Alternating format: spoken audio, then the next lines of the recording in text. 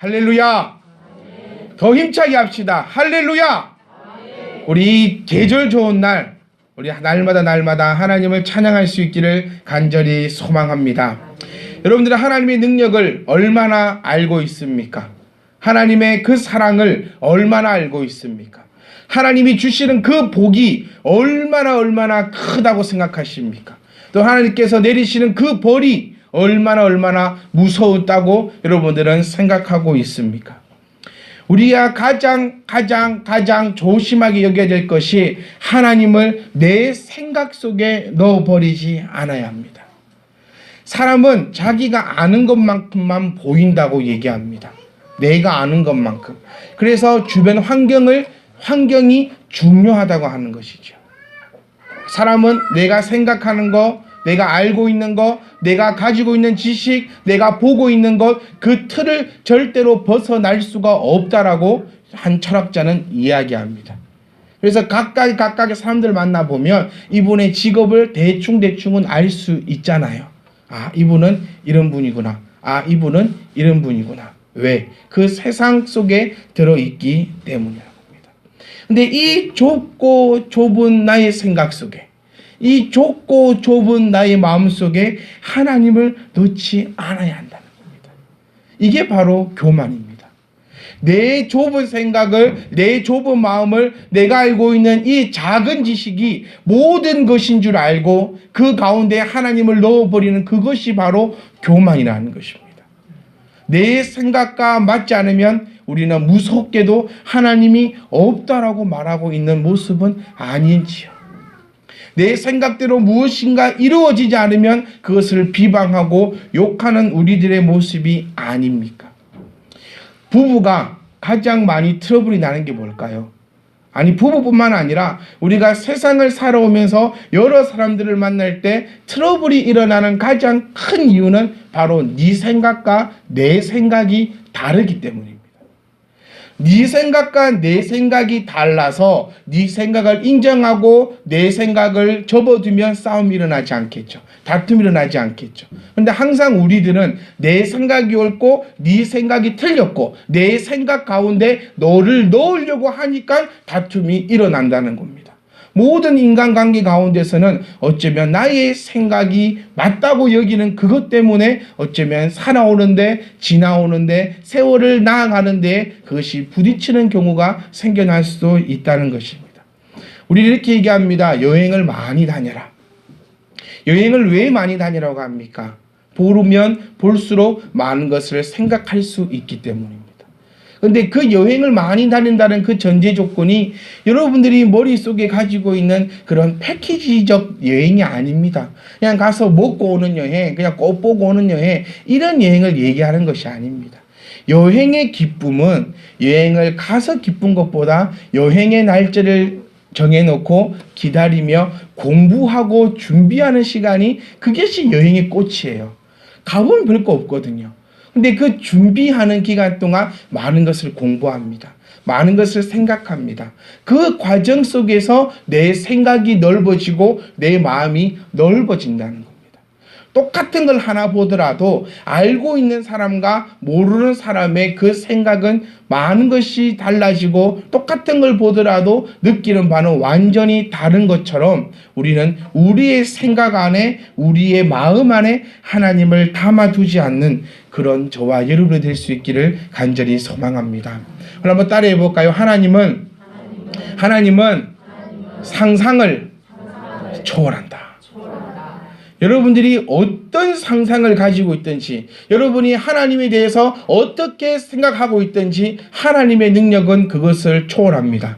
아멘. 여러분들이 천국에 대해서 어떻게 생각을 하고 있든지, 우리 정말 많이 생각하잖아요. 천국은 어떤 곳일까? 또 지옥은 어떤 곳일까? 정답은 이것입니다. 여러분들이 생각하고 있는 가장 좋은 것에 아마 곱하기 1억은 해야지, 10억은 해야지 아마 천국이 아닐까요?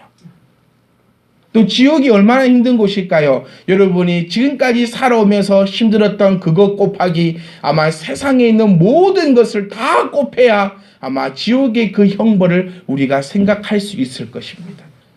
제발 우리는 이 하나님의 능력, 하나님의 이 능력, 하나님께서 우리에게 베풀으신 이 모든 것들을 제발 내 생각 가운데 좁혀놓지 말고 하나님의 이 무한함을 우리가 말씀을 통해서 발견할 수 있기를 간절히 소망합니다. 그의 능력은 감히 우리의 머리로 상상할 수 없음이 오늘 이 말씀을 통해서도 나타나는 바를 들으시고 또 깨달으시사 하나님의 크신 은혜만이 우리 가운데 넘쳐날 수 있기를 간절히 소망합니다. 오늘 말씀에는 히스기야라는 남유다 왕이 나옵니다. 우리가 공부해서 알고 있듯이 이스라엘은 지금 남유다와 북이스라엘로 나누어져 있습니다. 북이스라엘의 왕조는 계속해서 권력 있는 사람들로 인해서 바뀌어지는 나라이고 남유다는 다윗의 왕조, 다윗의 혈통으로 이어져 가는 지금 나라가 남유다입니다. 그 남유다 중에서도 오늘 우리가 어쩌면 가장 많이 알고 있는 왕, 솔로몬 다음으로 알고 있는 왕 히스기야의 왕에 대해서 우리가 살펴보며 신약과 한번 대조시키면서 하나님이 어떤 분이신가, 도대체 어떤 능력을 가지시며 어떠한 분인가를 함께 나누고 이 가운데 크신 은혜가 함께할 줄 믿습니다. 히스기야는 25세 때에 남유다의 왕이 되었습니다. 알아요? 몇 살? 25살. 이 나이 때 왕이 되었어요. 히스기야는 왕이 되었는데 너는 집에서 빨래나 하고 있고 오늘 아침에도 빨래 많이 넣니 적게 넣니 네 나이 때 히스기야는 왕이었다는 겁니다. 왕. 히스기야가 25세의 왕이 되었습니다. 얼마나 어리석겠습니까? 나라를 보십시오. 별반 다르지 않았을 겁니다. 이렇게 아직 사회적 지식도 없고 그렇다고 견문도 넓지 않고 모든 것이 부족한 나이에 25세 때의 왕이 되었습니다. 이 왕이 될 때에 정세는 아주 좋지 않았습니다. 중동 전체의 정세는 아수르가 가장 강대국이 되고 또 제국주의를 팽창하면서 모든 나라를 하나 둘씩 점령해 나가고 있는 바로 그 시대 때 25세의 나이로 히스기야가 왕이 되었습니다. 이 히스기야는 나라를 왕이 되면서 두 가지의 나라의 이념을 발표하는데 그 첫 번째가 자주국방입니다. 우리 국방은 우리가 지키겠다. 국력을 튼튼히 하겠다. 두 번째는 친애국 노선을 타겠다는 겁니다. 우리는 우리는 친미입니다. 친미. 우리나라는 친미. 친하다 미국하고 이 뜻이거든요. 친애국이라는 것은 친하다 애국하고 친하다 애국하면은 반아수르가 됩니다. 반대한다 아수르. 그러니까 애국하고는 친하고 아수르하고는 안 친하고 너하고는 원수다. 이런 정책을 히스기야가 발표합니다. 이때 이사야가 이 정책을 비판하며 앞으로 나옵니다. 뭐라 비판하냐면 자주 국방에 대한 노력보다는 가난한 자를 위한 배려 같은 율법 규정 준수에 국가 행정력을 집중하십시오. 국방을 하려면 많은 세금을 거둬야 되고 많은 세금으로 군인을 양성하고 성벽을 쌓는 것보다 가난한 이를 돕는 일처럼 율법을 지켜나가는데 즉 신앙생활을 할 수 있는 곳에 모든 행정력을 거기다가 쏟으십시오.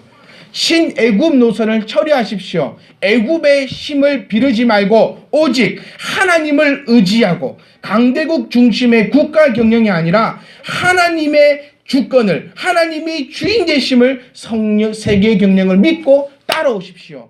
라고 이사야가 히스기야 왕에게 조언하고 목숨을 걸고 이야기합니다. 여러분 어떤 것이 맞습니까? 육적으로 생각하면요 히스기야가 맞습니다. 이렇게 지금 정세가 안 좋은 판국에 뭐 해야 된다? 국방을 든든하게 해야 되고 또 힘 있는 좌편에서 붙는 것이 우리 생각에는 더 맞을 수 있습니다. 반대로 우리 이사야 말 안 맞습니다. 지금 군인이 쳐들어오고 있는데 돈으로 군대를 못 만들 망정 그거 가지고 교회 지으라 하고 그거 가지고 불쌍한 이웃 도와주라 하고 그거 가지고 성경책이나 만들라 하고 참 절다군이 없다 이사야는. 또 지금 내 눈앞에 있는 문제가 지금 바로 죽고 사는 문제인데 니는 참 믿음이 좋네. 나는 그 믿음 못 따라가고 나는 애굽 따라갈란다. 이게 어쩌면 우리의 마음일 수도 있다는 겁니다. 하지만 이사야는 당당히 얘기했습니다. 이렇게 하십시오. 지켜주시는 것도 아무리 힘 있는 애굽이라 하더라도 애굽은 못 지켜줍니다. 하나님만이 우리를 지킬 수 있습니다. 결과적으로는 애굽은 남유다를 지켜주지 못했습니다. 이 이후부터 히스기야는 이사야를 멀리하기 시작합니다. 신앙생활에 내가 가장 중요한 게 무엇이라 했습니까? 목사와 관계가 가장 중요합니다. 목사는 여기 가만히 있습니다. 별말 하는 것도 없어요. 그런데 어떨 때는 성도님들이 목사가 좋아 죽다가 어떨 때는 목사가 미워 죽어요. 나는 변함이 없이 가만히 있는데 이게 뭡니까? 내가 듣기 좋아하는 소리 하면 우리 목사님 최고. 또 혹은 이사야처럼 내 생각에는 말도 안 되는 소리를 하고 앉아있네. 나 목사님 싫어. 그래서 히스기야는 이때부터 이사야를 멀리 하기 시작했습니다. 히스기야 6년 31세 때에 아수르가 북이스라엘을 멸망시켜버립니다. 그리고 그 멸망시키고 난 다음에 남유다로 진격해 오기 시작합니다. 그런데 이미 남유다는 성벽을 지었습니다. 이사야의 말을 무시하고 이사야를 멀리하고 모두 6년 동안 모든 것에 국방에 쏟아부어서 성벽을 만들었습니다. 튼튼했습니다. 군대에 훈련시켰습니다. 애굽에게 종을 바치며 애국에 좋은 말을 해주며 똥공지 살살살 건드려서 애굽을 우리 편으로 만들어놨습니다. 하지만 아수르가 밀고 들어오니 막을 자가 아무도 없었습니다. 예루살렘을 제외한 모든 강력한 성읍들이 아수르 군대에 힘 한번 써보지 못하고 다 점령이 되어버렸습니다. 그리고 애굽 또한 남유다를 도와주지 못하였습니다. 이때 히스기야는 오늘 본문에 읽었던 말씀처럼 굴욕의 편지를 적습니다. 오늘 읽었던 말씀 가운데 한 절입니다. 14절 말씀 보시면 유다 왕 히스기야가 라기스로 사람을 보내어 아수르 왕에게 이르되 내가 범죄하였나이다. 나를 떠나 돌아가소서. 왕이 내게 지우는 것을 내가 당하리로리다. 아주 굴욕적인 편지를 보내어서 이게 성경에만 나와 있는 것이 아니라 아수르 역사책에도 아주 크게 기록되어 있습니다. 남유다 왕이 아주 굴욕적인 편지를 보내었도다. 이 말을 해석해보면 이겁니다. 정리해보면 왕이여 내가 잘못했습니다. 신애굽한 거 내가 잘못했고 성벽 쌓은 거 내가 잘못했으니 제발 돌아가십시오. 돌아가기만 해주시면 내가 왕이 해달라는 거 다 하겠습니다. 라고 빌었다는 겁니다. 그러니 아수르 왕이 히스기야 왕에게 두 가지의 조건을 겁니다. 은 300냥과 은 300달란트와 금 30달란트를 조공으로 바쳐라. 커 보입니까? 작아 보입니까? 자, 제가 한번 이거 정리를 한번 해보았습니다. 1달란트가 우리나라 해보면 1달란트가 34kg입니다. 34kg. 그럼 일단 은은 좀 제껴두고 금을 한번 계산해보면 30달란트라 하면 1020kg입니다. 약 1톤이죠. 1톤. 자, 요즘에 금 1g이 42,000원 한답니다. 자, 1g에 42,000원인데 1020kg면 과연 그 돈이 얼마입니까? 어마어마하지요.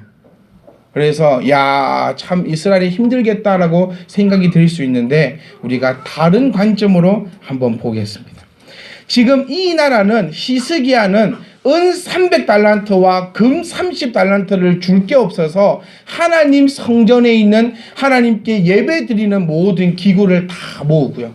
이거를 모아도 금 30달란트가 안 되어서 자기 궁전 기둥과 성전 기둥에 발라놓았던 금을 칼로 지금 다 긁고 있는 장면입니다.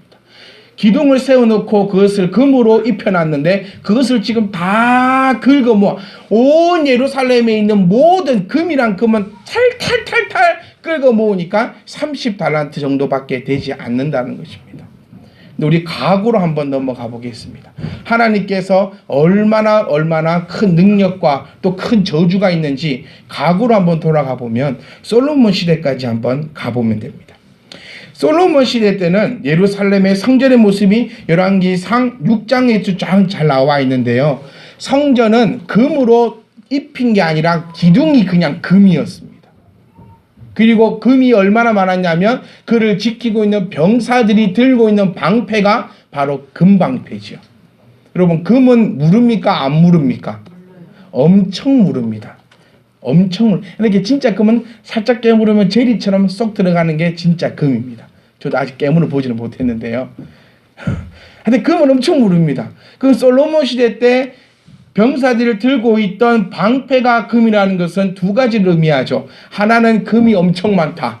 두 번째는 쳐들어올 자가 없다. 칼로 금방패를 쑤시면 못 막습니다. 그대로 뚫립니다. 그런데 이것을 상징적으로 들고 있다는 것은 우리나라가 이렇게 강력하기 때문에 왕궁으로 쳐들어올 자가 없다라는 것을 보여주고 있습니다. 또한 보세요. 다윗은 성전을 짓고 싶었습니다. 그런데 성전을 짓지 못하였지요. 근데 그 지을 수 있는 모든 준비를 다윗이 솔로몬에게 주었습니다. 자, 30달란트. 지금 현재 히스기야는 30달란트가 없어가지고 온 나라에게 금을 끌고 모으고 있는데 다윗의 시대 때는 금이 얼마나 많았냐면요. 다윗은 금 100만 달란트를 헌금했습니다. 100만 달란트. 은 100만 달란트. 죄송합니다. 은 100만 달란트를 헌금했고 금은 10만 달란트를 했다가 거기다가 3천 달란트를 더했습니다. 그러자 그 측근들 또한 5천 달란트를 헌금했습니다. 총 금만 해도 10만 8천 달란트입니다. 30달란트 대 10만 8천 달란트입니다. 하나님께서 예루살렘에게 이스라엘에게 복을 대주실 때는 10만 8천 달란트가 흘러 넘치도록 그곳에 있었습니다. 계산조차가 안 돼. 계산기를 두드려 보니까 안 나옵니다. 10만 8천 달란트 곱하기 34 곱하기 4만 2천을 내보니 계산기는 계산을 초과해버리는 그런 말도 안 되는 어마어마한 금액을 이스라엘이 보유하고 있었습니다. 근데 이것밖에 없었습니까? 아닙니다. 측근들이 헌금할 때 다 내지 않거든요. 측근들은 자기 거는 모아놓고 이렇게 살포시 내놓는 걸 생각해보면 이 나라에 지금 현재 이 나라가 가지고 있는 금은 감히 상상할 수 없을 만큼 지금 어느 강대국도 가질 수 없을 만큼의 그런 경쟁력을 가진 나라가 바로 이런 이스라엘이었습니다. 하지만 하나님의 말씀에 불순종하고 나니 이들이 바닥으로 깔아앉는데 금 30달란트가 없어 굴욕을 겪고 있는 지금 이런 모습이 우리 눈 가운데 펼쳐지고 있다는 것입니다. 하나님의 능력은 여러분 우리의 상상을 초월합니다. 우리 30달란트만 있으면 좋겠지요. 1000달란트도 안 바랍니다. 우리는 딱 30달란트만 있으면 좋겠다는 겁니다. 하나님은 그렇지 않다는 거예요. 여러분 마음을 좀 넓히세요. 이 30달란트 생각하지 말고 10만 8천 달란트를 주시는 분이 하나님인 줄 믿으시기 원합니다. 여러분, 근데 우리가 또 하나님께서 벌을 주시고 우리를 하나님께서 치신다면 우리는 가히 상상할 수 없을 만큼 밑바닥으로 떨어질 겁니다. 10만 8천 달란트를 가지고 있던 나라에서 30달란트도 소유하지 못하는 그런 가난하고 또 가난한 나라가 바로 이 이스라엘이 되고 있다는 것입니다. 여러분 기억하십시오. 하나님의 능력은 우리의 상상을 초월한다는 겁니다. 그런데 히스기야 14년 39세 때에 정말 어려워집니다. 금을 주고 은을 주었는데 이 아수르가 다시 쳐들어옵니다. 어떤 방식으로 쳐들어오냐면 이때 그 사넬림이 예루살렘을 제외하고 또 모든 것을 점령합니다. 그리고 대군을 이끌고 그의 부하 랍사게를 보내어서 히스기야에게 가게 합니다. 이 랍사게가 누구냐면 그 옆에 있는 측근인데요. 이 사람은 세계 국어를 아주 능통하게 했던 자라라고 표현되어 있습니다. 아랍어는 지금 얘기하면 영어입니다.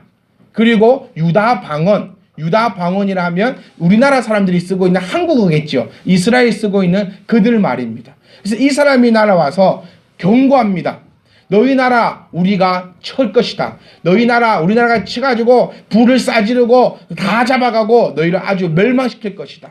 이때 대신들이 이야기합니다. 랍사게야, 백성들이 들으면 안 된다. 듣지 못하게 우리 아랍어로 얘기하자. 영어로 얘기하자. 그런 랍사게는 안 한다. 모든 백성들이 다 들으라 라고 하면서 하나님을 모욕하고 하나님을 저주하고 하나님을 비방하게 됩니다. 정말 어려워지니까 히스기야가 이사야를 부릅니다. 힘들기 전에 부릅시다. 아멘. 힘들기 전에 하나님 찾읍시다.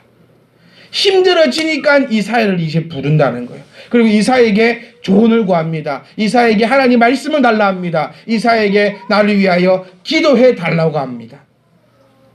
대신들은 랍사에게 말해 대꾸하지 않았습니다. 왜? 이사야가 이미 대꾸하지 말라고 이야기를 해놓았거든요. 그리고 그 침통함을 듣고 히스기야는 그 말도 안 되는 그 소리를 듣고 참담함을 이기지 못하고 그의 옷을 찢고 굵은 베옷을 입고 성전으로 올라갑니다. 이게 여기서 키포인트입니다. 히스기야가 이 전쟁에서 승리할 수도 있었던 이유는 바로 성전으로 올라갔기 때문입니다. 그의 아버지는 아하스 왕인데 이 아하스 왕 같았으면 왕의 옷을 찢지도 않고요. 이 아버지는 어떤 분이냐면 이런 일이 벌어진다면 옷을 더 단정히 입고 왕에게 가서 무릎 꿇고 빌 사람입니다. 이 아버지는 아수르 왕에게 가서 살려달라고 빌 사람입니다. 만약에 이사야가 그의 곁에 있지 않았다면 히스기야도 가서 빌었겠지요. 그런데 이사야가 그에게 하나님 말씀을 전해주고 걱정 말고 두려워하지 말라는 그 말씀을 가지고 있었기 때문에 성전으로 올라가 하나님 앞에 간절히 기도합니다. 그리고 이사야에게 이 사실을 알리고 보호해달라고 할 때 하나님께서 이사야에 통해서 약속하십니다.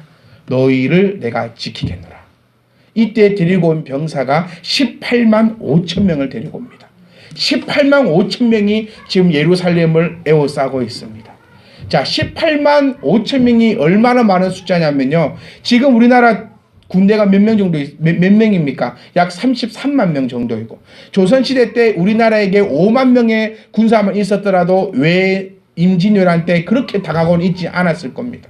그런데 지금 이 시대 때 18만 5천 명의 병사를 이끌고 왔을 때, 이때 이사야가 히스기야에게 얘기합니다. 하나님께서 나에게 약속하셨다. 이 병사들을 모조리 죽여버리고 너를 승리하겠다고. 하지만 이것은 네 때문이 아니라 분명히 말씀하시는 것이 다윗 때문에 이 성을 보호하겠다라고 하나님이 말씀하십니다. 여러분 때문에 여러분의 자녀가 잘 될 줄 믿습니다. 다윗이 아니었다면 히스기야는 이곳에서 살아가지 못했을 건데 하나님께서는 네 같은 히스기야 너 때문에 내가 살리는 것이 아니라 다윗 너의 조상 때문에 내가 이 성을 보호하겠다라고 약속하시고 천사 한 명을 내려보내어 18만 5천 명을 그 자리에서 다 죽여버립니다. 여기서 우리가 다시 또 한번 이제는 미래로 한번 가보겠습니다. 마태복음을 보시면 우리 사복음서를 보시면 예수님의 마지막 갈람산 장면이 나옵니다. 예수님을 잡으려고 병사들이 쫓아왔습니다.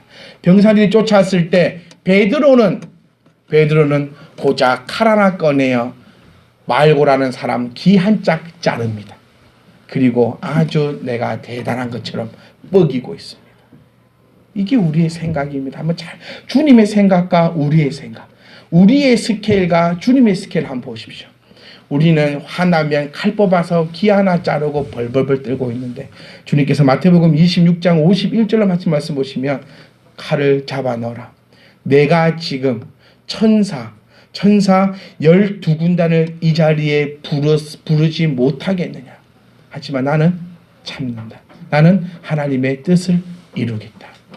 주님께서 우리 한번 찾아볼까요? 마태복음 26장 마태복음 26장